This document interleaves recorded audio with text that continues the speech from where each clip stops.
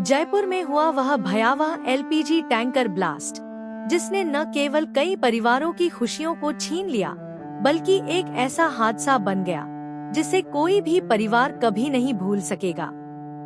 इस हादसे में 14 लोगों की जान चली गई, जिनमें से एक नाम था मोहम्मद शाहिद मेव का, जो उदयपुर के एक निजी ट्रेवल्स एजेंसी में बस चालक थे।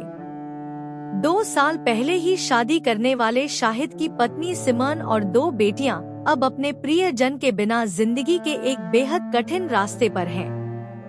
बड़ी बेटी सिर्फ 1.5 साल की और छोटी बेटी महज 25 दिन की थी, जब हादसे ने शाहिद को उनसे छीन लिया।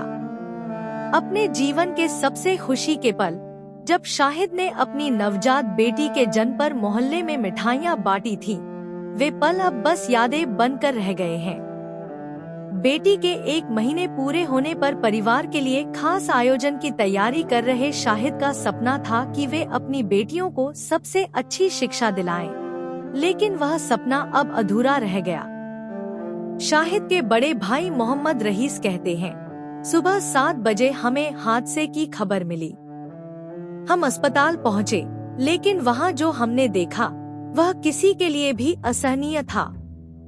शाहिद का शरीर पूरी तरह जल चुका था, केवल उनके जूते ही पहचान में आए। यह दर्दनाक हादसा एक परिवार को तोड़कर रख गया है। शाहिद के परिवार के लिए यह गम का समय है, लेकिन उनके सपनों को हम कभी नहीं भूलेंगे। उनका सपना था उनकी बेटियों को एक बेहतर भविष्य देना, और वह सपना अब हमें पूरा करना है। मेरा नाम मोहम्मद रईस मेव है। मैं शाहिद जो जयपुर हादसे में शिकार हुआ है बस ड्राइवर, उसका बड़ा भाई हूँ। क्या वो शादीशुदा है, उसके 2 बच्चियाँ हैं, एक 1.5 साल की है और एक 1 मंथ लमसम की है। क्या सरकार से भी मेरी गुजारिश है कि इन बच्चियों का और उसका कुछ करे।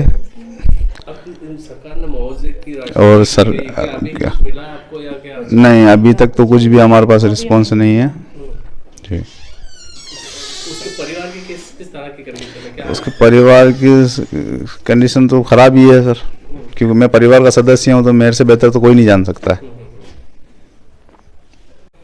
मेरा नाम तो सिमरन शाहिद मेव है।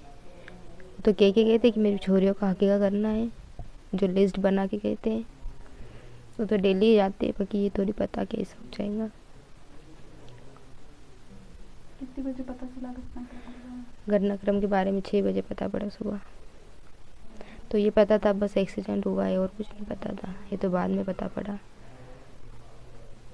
अब इस घटना के बाद तो यह है कि अब इनका मतलब कुछ सरकार कुछ भविष्य के लिए कुछ सोचे तो यूं सरकार, और तो क्या बोल सकते हम इसकी। 2 लाख की घोषणा की है, तो कुछ इसके लिए कुछ लोगों का कॉल आया है आपके पास? कुछ भी नहीं, अभी तक तो कुछ भी नहीं आया सर। अभी तक एक मतलब कुछ भी किसी ने भी नहीं बोला हमें। हाँ, क्या मांग करते हो आप? मांग तो जो सरकार दे वो, अब हम क्या बोल सकते बता। इनका भरण पोषण बच्चों का, हाँ वो सब सरकार में मतलब हो जाए तो अच्छा है, सरकार की तरफ से।